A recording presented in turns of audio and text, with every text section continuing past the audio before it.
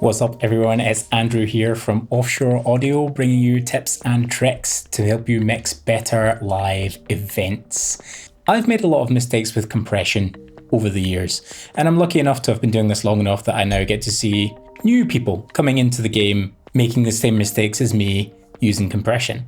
So I thought I'd make a video covering the most common mistakes that I see with compression.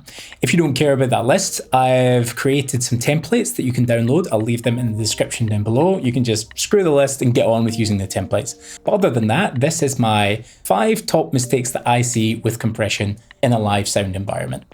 Let's dive in. So the first one is using compression presets wrong. Compression presets are quite nice, actually. It's quite nice that someone's created all these presets and they help you get an idea of maybe attack and release times and even like the knee that you might use on certain instruments. Really valuable if you don't have a lot of experience with setting attack and release times and using compression on specific instruments. Having said that, if they dial in the threshold automatically on that preset, that's a big no-no. Because they have no idea about the gain level of the source that you're compressing. They have no idea how high you've gained it up, how dynamic it is, what kind of audio it is. A vocal sounds very different from a bass to a compressor. So it's a danger zone there if you open up a preset and it automatically starts compressing. Worse still than that is makeup gain. Quite often when we compress, we add a little gain on the other end to sort of bring the perceived volume level back to where it was. If it does that automatically with a preset, then you are adding gain before you've even compressed, which is just backwards. It's a recipe for feedback. It's a no-no. Number 2 is the rather obvious too much compression. It's quite common in rock and pop music to have like a really compressed vocal, or especially nowadays, a really compressed snare drum. I'm not saying that an audibly compressed vocal or snare drum is a bad thing, but I still hear it done poorly in these genres. I hear the compression that's gone too far. So you still have to be in control of your compression, because when you go too far, you destroy the tone of whatever it is that you're compressing, whether that's an instrument or a vocal. And there are other ways to get that compressed sound without really destroying the tone. You can, for example, use a softer knee so that the compression begins sort of earlier. It's almost like pre-compression. You can also use a lower threshold so that you're not digging so hard into the sound when you compress it, but the compression is active for a longer time. Another big problem here with too much compression is if you have it still on in a template, let's say you loaded a previous template onto your mixer, and that compression is set really high on a vocal that you've not gained up yet, you can end up gaining up your vocal and you keep pushing the gain, and every time you turn the gain up, the compressor eats away more of it. And you end up thinking, is the microphone broken? Is the cable broken? Is something wrong in my routing? And it's not, you're just compressing the hell out of it before it even gets to your ears. So don't use too much compression. Number 3 on my list is causing feedback. We're not always blessed with a beautiful room and a very well-designed PA to run our shows. Really, it is proximity to this PA that causes feedback in vocal microphones.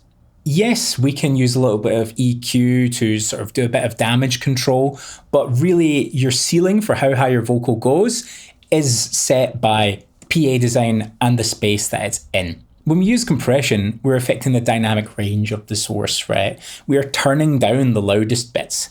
And the effect of turning down the loudest bits is that we're essentially making the quieter bits seem higher. It's those loud bits that we need to hear the vocal. We need to get right up there to get every last decibel of gain out of a difficult system. The feedback happens in the low levels, in the small sounds that we are bringing up.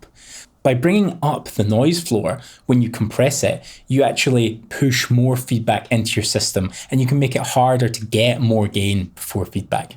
I'm not saying don't use compression in difficult situations, just be extra aware of how hard you compress things, and if you start hitting feedback, think about taking compression back and you might actually find that you get a louder vocal even though it sounds less compressed. Number 4 is always using compression. Just because you can doesn't mean you should. More compression is not always better. It's not more is more. Sometimes in music, less is more. Digital mixers, right, have compression on every channel. When I cut my teeth mixing in like a little basement, we had an analog mixer and we had maybe 6 compressors. Now, I don't want to go back to that It was difficult. It wasn't ideal, but it meant that you had to think about what you compressed. You had to decide, okay, am I going to compress my drum kit as a whole? Do I compress the snare? Do I compress the kick? What about the bass? You can't compress everything. And sometimes you don't need to compress things. If you're doing a conference and you have 5 headset microphones on a stage and you're struggling with a bit of feedback, why use compression? People in the audience aren't thinking, oh yeah, that vocal sounds nice and compressed. They just want to hear the voice. And a lot of the time, removing the compression entirely can give you a clearer voice for the audience to hear. Similarly, think about jazz music. Compression reduces the dynamic range, but jazz music uses dynamics as an integral part of the genre. Think twice before you go compressing the kick drum or the snare drum on a jazz set. You might end up with an angry jazz musician. And no one wants that. Number 5, my last compression mistake that I often see is using the wrong attack and release times. I've left this to last because attack and release is something that it takes a while to get your head around when you're learning how to use compression properly. It takes a little while, and you need to experiment and you need to get it wrong a few times to understand what is right, and that's totally fine. If you go too fast on your attack, you can completely crush the dynamics of something. Perfect examples of this are snare drums and vocals, right? If you get the attack and release wrong, you can create pumping, which is this sort of swelling and falling of the sound levels that creates this sort of undesirable effect. But they are really powerful tools, and you should learn how to use compression effectively. So feel free to go in and play with the attack and release, but have a bit of insight. Think, am I making this better? And if you dial it in and you don't think it's better, just turn it off. Try again tomorrow. Try again the day after. Because remember, sometimes no compressor is better than a bad compressor. So hopefully you can take these lessons and go and try it out. Leave a comment. Let me know what kind of problems you come across when you are using compressors. Do they confuse you at all? Do you know what you're doing with attack and release times? As I said, I'll leave a link down below to compression templates that I have created that get you started with attack and release times. And in these templates, the threshold is always all the way up and there's no makeup gain, so you don't have to worry about any of those problems. If you enjoyed the video, please consider subscribing to the channel and giving the video a like. But other than that, thanks a lot for watching, and I'll see you next time. Goodbye.